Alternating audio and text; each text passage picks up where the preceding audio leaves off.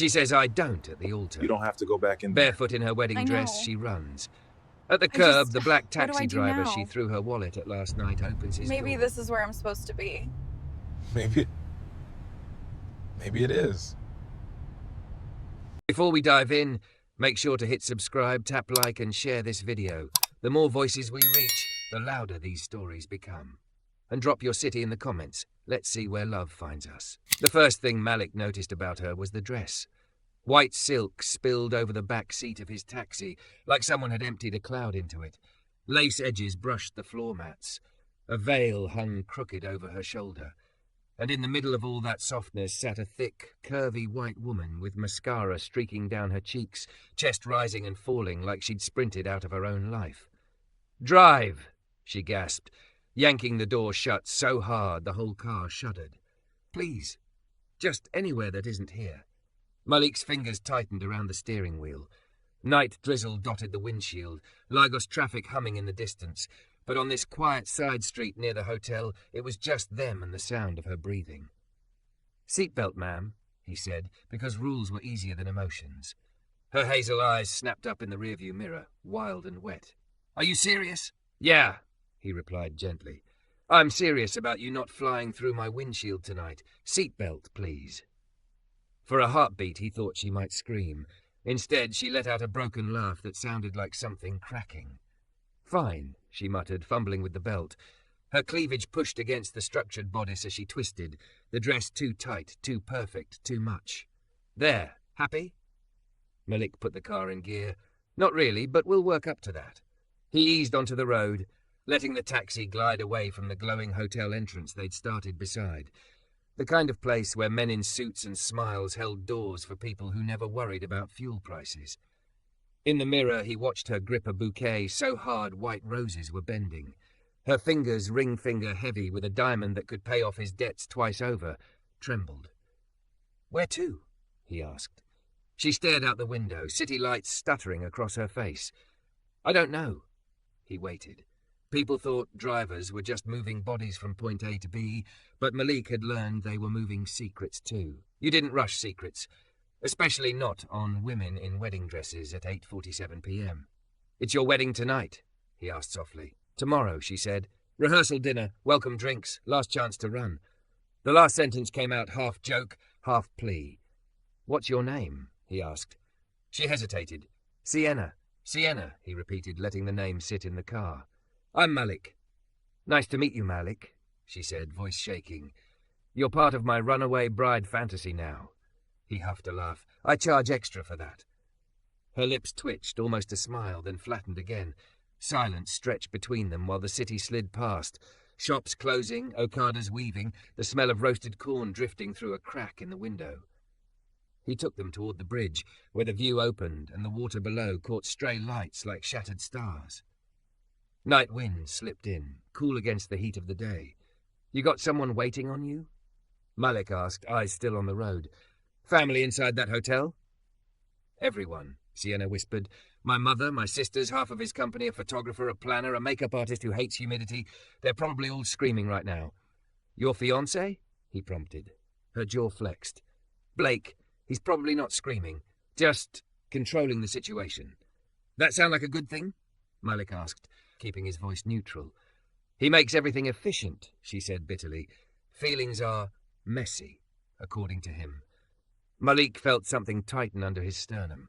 He knew men like that. He'd watched them talk down waiters, guards, drivers, seen their women shrink without realizing. "So what happened?" he asked. She laughed again, but this time it was sharp. "He took my hand in front of everyone and told me I should be grateful. He was still going through with the wedding after my little stunt." "What stunt?" "I told him I wanted to keep my job after we get married," she said. "I run a small design studio. Nothing huge, but it's mine. I worked for it." He said, "My wife doesn't need to be tired, just beautiful. Right there, in front of everyone, like I'm furniture." Malik's fingers tightened on the wheel. "And what did you say?" "I said, your wife isn't an accessory." And he squeezed my hand so hard I thought my bones would crack and whispered, "We'll discuss this later, Sienna. Don't embarrass me." She swallowed hard, throat working. And then he turned, raised his glass, and made a toast about how lucky he was to have me. Like nothing had happened. Like I wasn't standing there wanting to disappear. Malik let the hum of the tires fill the space. He'd grown up watching his mother smile through gritted teeth, keeping peace that never deserved to be kept. The memory sat behind his ribs, familiar and unwelcome. "So you disappeared instead," he said. "Walked straight out," she whispered. I could feel everyone staring. My mother calling my name. I just kept walking. Down the stairs, out the lobby, onto the street. I saw your taxi and got in. She took a shuddering breath. And here we are. He flicked a glance at the rear view again. Her cheeks were flushed, eyes bright with hurt and fury, blonde hair pinned up and coming loose in soft waves that framed her heart-shaped face. The dress hugged every curve like it had been designed to worship her body, but she sat like someone who wanted to vanish into the upholstery. "Do you love him?" Malik asked. Her fingers tightened on the bouquet until petals snapped. "I thought I did, or I convinced myself I did. It was safe, predictable. He has a plan for everything." "And you?" Malik asked. "What do you want?" No one had asked her that tonight. He could see the answer in the way her eyes widened, like the question hurt. "I want." Her voice cracked. "I want to be chosen, not arranged. I want someone who listens when I say, 'This matters to me.' I want to feel like more than a trophy in their pictures." She blinked hard. "But tomorrow, I'm supposed to walk down an aisle and smile like I got everything I ever wanted." The taxi rolled to a gentle stop at the edge of the bridge. Malik parked by the rail, hazard lights blinking soft amber. The city stretched around them, wide and uncaring. Water whispered below. "Why'd we stop?" she asked. "Because I don't think you need a destination right now," he said quietly. "You need a minute to breathe." He turned off the engine. For a moment the world was just the ticking of cooling metal and the shallow pull of her breath. "Come on," he said. "You ever seen the view from here without someone telling you how you're supposed to feel about it?" Her brow furrowed, suspicious. But after a beat, she unbuckled, gathering armfuls of dress and bouquet. Malik got out and walked around, opening her door, offering his hand. She stared at it, large, dallased, solid. "Nobody runs after you?" she asked, glancing back toward the city, the direction of the hotel. "Not yet," he said. "Maybe they don't realize what they're losing." Something flickered in her eyes. She took his hand. Her weight was soft and real as she stepped from the car, heels wobbling on the uneven pavement. The dress brushed his leg. She smelled like vanilla and expensive flowers and a hint of panic. They walked to the railing. Malik stayed slightly behind and to the side, giving her space while still there, a quiet shadow. Lights shimmered on the water like scattered jewelry. The breeze tugged at her veil, at his shirt. For a long time, she said nothing. "You're very calm," Sienna murmured at last, voice quieter now. "Most people would be asking me how much trouble I'm in, how much I'll pay to go back." "You already paid the fare," he said, "and I don't get commission on sending women back to bad decisions." A short, startled laugh escaped her. She wiped her cheek with the back of her hand, smudging mascara. "You don't even know if it's a bad decision," she said. He tilted his head, studying her. "You're out here in a wedding dress on the night before your wedding, with tears on your face, saying you feel like furniture. That doesn't sound good to me." She looked away, throat working. "What if I'm overreacting? What if this is just pre-wedding nerves?" "Nerves feel like butterflies," Malik said softly. "You sound like you're trying to talk yourself into a cage." Wind lifted a loose strand of her hair. He watched her fight the words forming on her tongue. "My mother says women like me don't get fairy tales," Sienna whispered. "We get practical love, stability, a man who can provide, and you smile and say thank you because who are you to want more?" "Women like you?" Malik echoed. "What's that mean?" She hesitated. "Curvy, loud, too much, not enough, depends who you ask." He looked at her properly then, at the way the dress traced her hips, at the strength in the way she held herself even while breaking, at the softness and the fire, all mixed up. "Seems to me," he said slowly, "you're exactly enough for the wrong man to be scared of." Her eyes snapped to his, something raw and startled in them. For a second, the air between them felt electric. Then her phone buzzed. She flinched like she'd been struck, fumbling for the clutch tucked under her arm. Malik watched her face drain of colour as she read the screen. Dozens of missed calls. Messages stacked one over the other. From Blake, from her mother. From unknown numbers that were probably planners, friends, people invested in the show. One new message slid to the bottom. From Blake, get back here now. Don't be dramatic. Her thumb shook over the screen. Her breathing turned shallow. Hey, Malik said gently. You don't have to answer him right now. She swallowed hard. If I don't, it'll be worse later. And then something in her broke. She shoved the phone back into her clutch, yanked out her wallet instead, sleek cream leather, monogrammed in gold. Here, she said suddenly, shoving it toward him as if it burned. Take it. You want payment for playing therapist? Take it. He frowned. I don't want your money, Sienna. It's not about the money, she snapped, voice rising. It's about everyone thinking they can buy me, direct me, own me. You're right, it's a cage. But you know what? I walked into it. I let them. So just take it and drop me back at the hotel and we'll pretend this never happened, okay? The words came out thick and wild. Her hand shook. Before he could respond, she hurled the wallet at him. It hit his chest, bounced off and landed on the ground near the taxi tire, skidding to a stop. They both stared at it. Wind tugged at her veil. Her chest rose and fell, flushed skin spilling over the edge of her dress as if there wasn't enough room inside her for everything she felt. I'm sorry, she whispered, voice suddenly small. I didn't mean to. Headlights swept around the bend, cutting across them. A black SUV slowed as it passed, windows tinted dark, driver's face turned toward the bride in white standing on the bridge with a black taxi driver at her side. Malik's stomach dipped. Get back in the car, he said quietly. Why? She asked, blinking. Because someone's looking for you, he replied. And I have a feeling this night isn't over. The SUV slowed as it passed, brake lights flaring red across the bridge. Malik could feel the stare through the dark glass, even if he couldn't see the eyes behind it. Car, he said quietly. Now. Sienna blinked, still breathing hard. What? No, it's just... The SUV's indicator clicked on. It began to pull toward the shoulder. Malik didn't wait. He scooped up her wallet from the pavement, shoved it into his pocket, and guided her back toward the taxi with a steady hand at her elbow. Hey, she started. You can yell at me later, he said. Dressed like that, eyes like that, standing on a bridge with me when someone's looking. It's not a good picture for you, Sienna. Her heels scraped on the concrete as she half stumbled, gathering fistfuls of white silk. The dress hugged her hips, the bodice straining with each quick breath, her thick, curvy body both stunning and completely out of place on this narrow strip of road.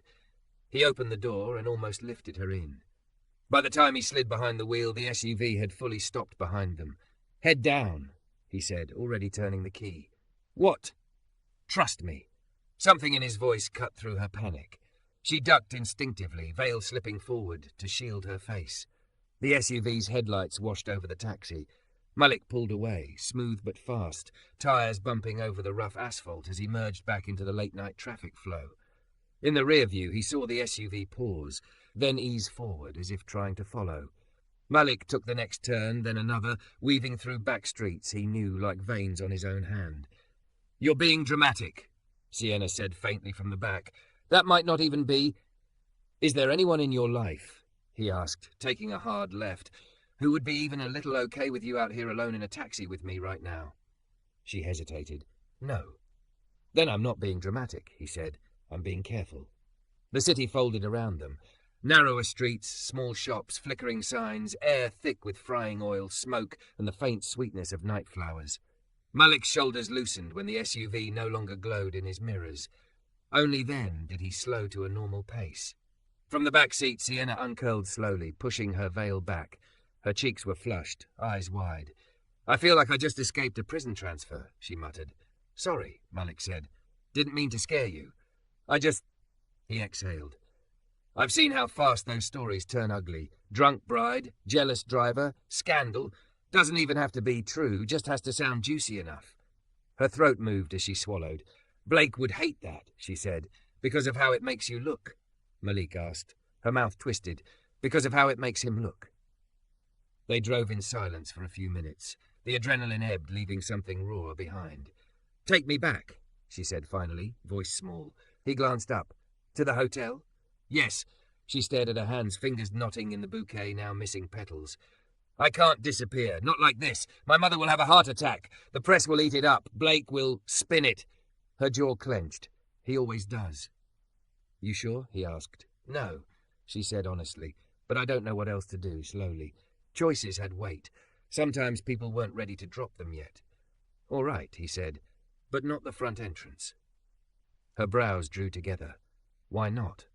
Because you're red-eyed, your mascara's halfway to your chin, your dress has seen better minutes, and whoever's waiting out front is going to want a show, he said calmly. I can take you through the service side. Less lights, less audience. For the first time since she'd entered his cab, her lips curved in something close to gratitude. You're really good at this, she murmured. At driving? At handling panicked women in expensive dresses, she said. Is this a side hustle? He smiled, faint and self-conscious. My mother used to say I collect lost things. Maybe that includes nights like this. Her gaze lingered on him in the mirror, studying the line of his jaw, the steady dark eyes, the worn curve of his hands on the wheel. Do you have someone? She asked suddenly. Waiting for you? He shook his head once. Just my kid sister. She texts me when she thinks I've been on the road too long. Tells me to drink water, stretch my legs, not marry any rude passengers. A breath of a laugh slipped out of Sienna before she could stop it. I'm definitely failing her criteria tonight. She'd like you, he said. She likes people who tell the truth, even when it's ugly, says it makes the world less confusing. Sienna's smile faded. Truth is messy, she said quietly. It doesn't always match the pictures you post. He didn't answer. The road did what it always did, stretched ahead, giving him something simple to focus on, while other people worked out the hard parts. When the hotel finally came back into view, he circled the block, approaching from the rear. Service trucks were lined up, a loading bay lit with harsh white security lights, staff moving crates and floral arrangements under the supervision of a woman with a clipboard. Here, Malik said, pulling into a shadowed corner. You go up that ramp, through the grey door. There'll be a hotel staff hallway. Someone will know how to get you back to your room without the parade. Sienna didn't move. Her fingers toyed with the diamond on her hand, twisting it back and forth. The stone caught the security light, splintering it into cold, perfect fragments. Do you think I'm a coward? She asked quietly. He turned in his seat to look at her properly. Up close, the smudged makeup didn't make her less beautiful. It made her look human, vulnerable. The dress hugged her curves like armor now instead of celebration. I think you're someone standing in the middle of a burning room with everyone telling you it's a candle, Malik said. Stepping outside for air doesn't make you a coward. Her eyes glossed again. But going back in does. It means you're not ready to walk away yet, he said gently. Just don't lie to yourself about what it feels like inside. She nodded, biting her lip. The movement made her whole body shift in the tight bodice, breath pressing against fabric that suddenly seemed too restrictive. Thank you, she whispered, for not treating me like I'm crazy. I've seen crazy, he replied. It doesn't look like someone fighting this hard to feel something real. She reached for the car handle, then paused. How much do I owe you? He opened his mouth, then remembered the weight in his pocket. Your wallet, he said, patting his chest. You dropped it on the bridge when you threw it at me. Colour flared in her cheeks. God, I'm sorry, that was human, he said, pulling the wallet out and placing it on the seat beside her. Cream leather, gold monogram catching the light. I've been hit with worse. She stared at it like it was a piece of herself she didn't recognize. Keep the meter running, she said impulsively. If I don't come back in 10 minutes, just consider it a goodbye. Her eyes met his, something desperate and hopeful tangled together. He hesitated, then nodded. 10 minutes. Sienna drew in a deep breath, gathering the skirts of her dress, and stepped out into the harsh white light. For a moment she stood there, the thick curve of her silhouette outlined against the concrete, before she squared her shoulders and walked toward the grey door. Malik watched until it closed behind her. He looked at the meter. Reset to a fresh start when he'd parked. He pressed the button, let it begin to climb in quiet, relentless increments. 1 minute. 2. He stretched his fingers, cracked his neck, tried not to think about what might be happening beyond those walls. Apologies, accusations, negotiations in soft voices that sounded like contracts instead of love. 3 minutes. His phone buzzed. A message from his sister popped up. "You still out? Don't stay in that car all night. Stretch your legs, and please don't marry any rude rich women in white." He huffed out a breath that was half laugh, half ache. "Too late," he murmured under his breath. "I think I already care." 5 minutes. The grey door stayed shut. He watched a staff member push a cart of champagne glasses up the ramp. Someone shouted about linen deliveries. Life moved, indifferent. 7 minutes. Malik's jaw tightened. He turned off the meter. Money felt irrelevant. Time didn't. At 9 minutes, the door swung open. Sienna stepped out, barefoot now, heels dangling from one hand, bouquet gone. Her hair was looser, veil missing. The dress had been unzipped partway down her back, exposing pale skin and the edge of her bra. As she walked toward the taxi, he could see the tremble in her shoulders. He got out before she reached the door. "You okay?" he asked softly. Her eyes were swollen, lashes clumped. She clutched her heels like weapons. "I told them I went for air," she said, voice hoarse. "Blake said I made a scene. My mother said I scared her. The planner said we have a schedule. Everyone talked like I was a problem to be managed." "And you?" he asked. "I told them I was coming back to my room alone," she said. Blake didn't like that. A bitter smile flickered. "He doesn't like the word no when it comes from me." "Did he touch you?" Malik's voice came out lower than he intended. "Not in a way you need to avenge," she said. "He just looked at me like I'd disappointed a very important client. Then he kissed my cheek and said, 'We'll fix this. Tomorrow's what matters.'" "And what matters to you?" Malik asked. She exhaled, shaky, "That I'm not sure I can say I do and mean it." The air between them thickened. She looked down, then back up, throat working. "I left my wallet on the bed when I changed," she said suddenly. "The service elevator's down. The stairs are full of people. I can't. I just needed to get out again for 1 second before I suffocate." He frowned. "Your wallet's right here." "No," she whispered. "I mean the life that goes with it, the cards, the expectations, the name." She searched his face. "Would you if I asked you to come back tomorrow? If I run again, would you let me in your car?"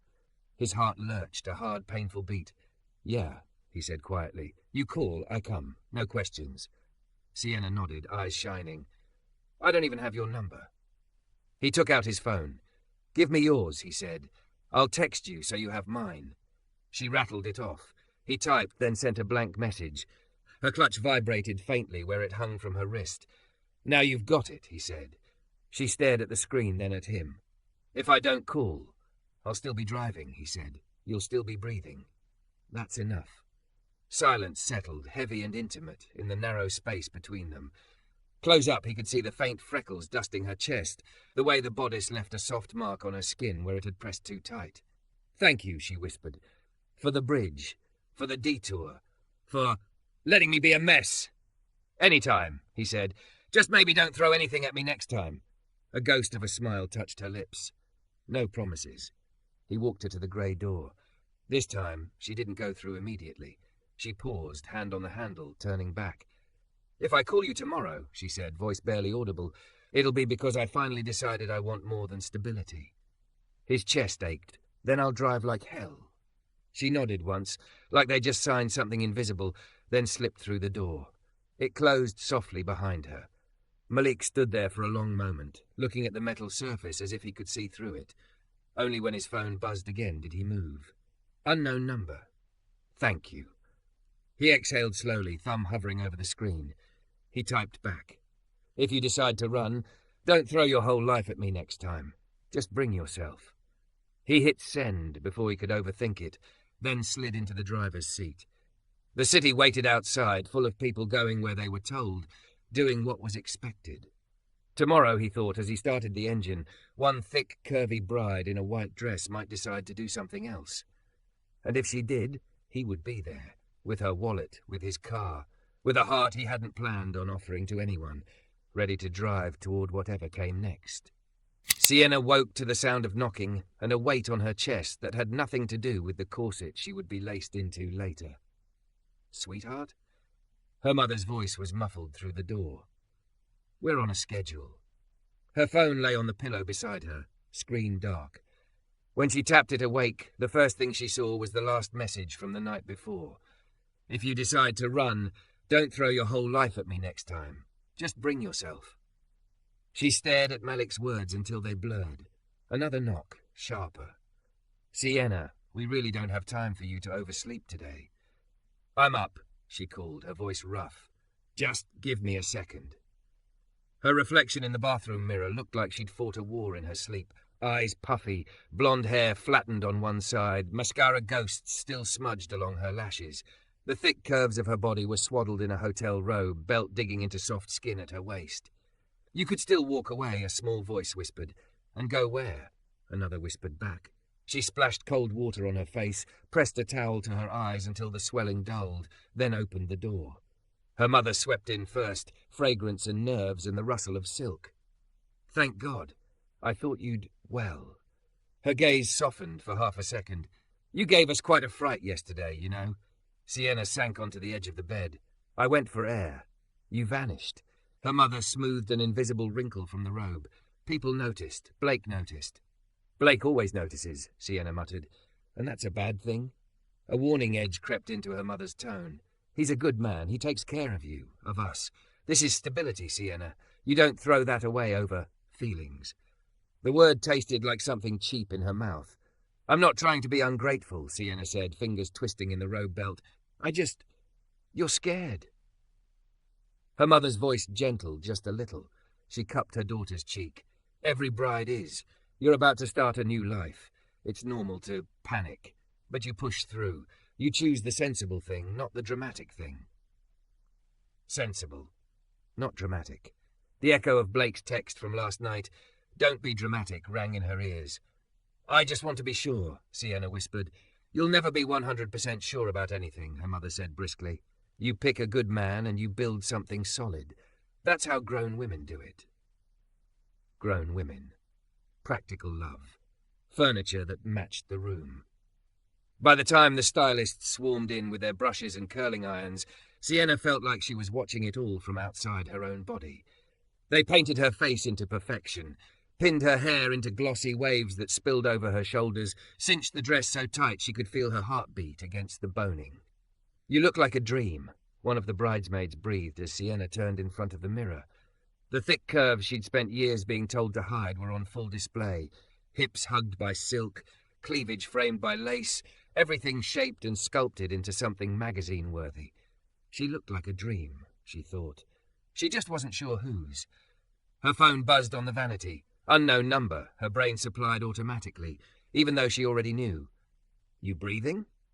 Emma's thumb hovered over the screen. She typed, erased, typed again. "I'm trying," she finally sent. A moment later, the bubbles appeared.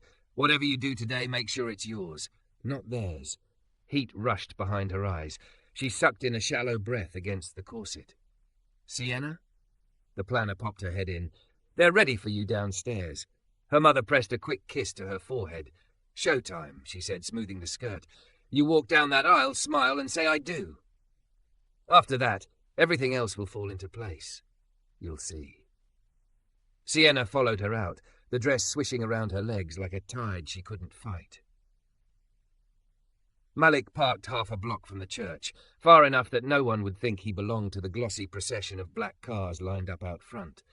His taxi looked small next to them, paint faded in places, dashboard decorated with a tiny plastic hamster his sister had stuck there for protection. He checked his phone for the 100th time. "I'm trying." He could hear the strain in those two words. "Idiot," he muttered, to himself, not her. He should have told her to run.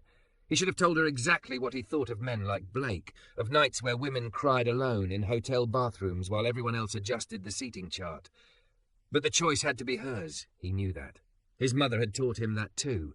No one gets free if someone else just drags them out of one cage and into another. He leaned his head back against the seat, staring at the ornate church doors. People streamed in, men in suits, women in bright dresses, hats and fascinators bobbing like flowers.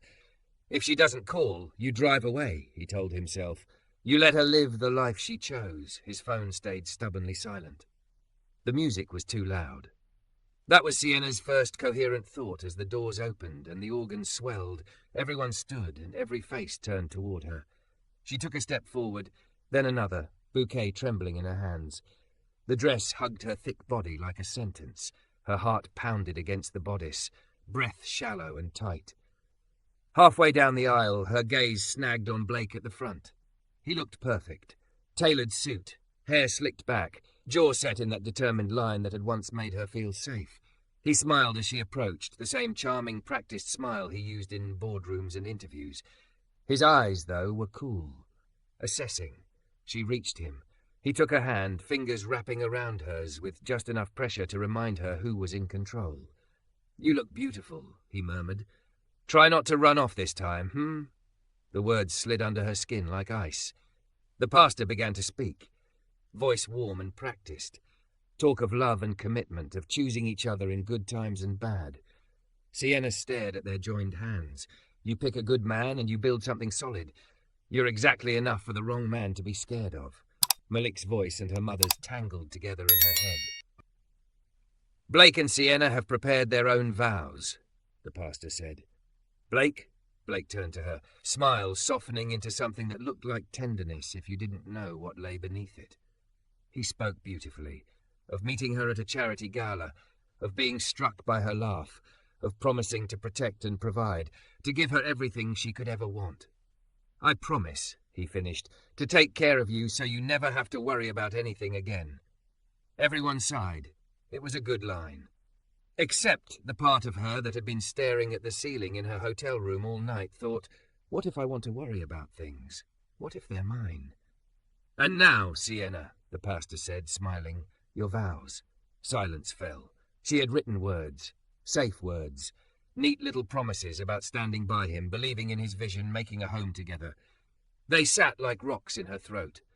Sienna looked out over the sea of faces, her mother's anxious hope, her sister's excitement, Blake's father's pride. All of them invested, all of them waiting for her to slot herself into the shape they'd made. Her chest ached. The bodice felt like it was crushing her ribs. In her mind's eye, she saw a different picture. A quiet bridge at night, water-catching city lights, a black taxi driver standing a step back so she could breathe, asking her what she wanted, like the answer mattered. Truth is messy. Her fingers went cold. Her voice shook. She cleared her throat. "I wrote something." Blake's thumb stroked her knuckles, a warning disguised as comfort. "But I don't think I can say it," she heard herself say. A ripple went through the congregation. The pastor blinked. "It's all right, dear. Take your time." She took a breath that didn't reach her lungs. "If I say these words," she said slowly, "I have to mean them, and I don't know how to stand here and promise to be grateful for a life where I disappear." "Sienna," Blake hissed under his breath, smile freezing on his face. "What are you doing?" "Trying to tell the truth," she whispered back. Colour rose high on his cheekbones. "We can talk about this later." "That's what you said last night," she said louder, "and then you toasted to how lucky you are, like nothing happened." Gasps, a murmur. Her mother's hand flew to her mouth. "Sienna, please," she whispered from the front row. Sienna looked at her, really looked, seeing not just the pressure but the fear of being alone, of being left, of wanting more, and being punished for it. "I can't do this," Sienna said. The words dropped into the quiet like stones. "What?" Blake's smile cracked. "You're just nervous. Everyone." "I can't marry someone who thinks my dreams are a little stunt," she said, voice shaking but clear. "I can't marry someone who calls me dramatic for wanting a life that belongs to me too." He grabbed her hand tighter. "Sienna, you're embarrassing yourself." "No," she whispered, and for the first time it felt like she was talking to herself as much as to him. "For once, I'm not." Her fingers slipped free of his. Her engagement ring gleamed up at her, a circle of diamonds, heavy and beautiful and suffocating. Her heart pounded. She took it off. The room collectively inhaled. She held it out to him, palm open, hand trembling. "You deserve someone who wants the life you're offering," she said, tears blurring her vision. "I'm not her. I'm sorry." He stared at the ring like it was a bomb. "You're making a mistake," he said, voice low and venomous now that the microphones couldn't catch it. "You will regret this. No one else is going to give you what I can." For a second, the old panic flared. What if he was right? What if this was the only chance she had at the kind of life her mother called safe? Then she remembered standing on that bridge in a borrowed night breeze, a stranger asking, "Do you love him?" She closed his fingers around the ring. Then I guess we both get to find out. Someone sobbed.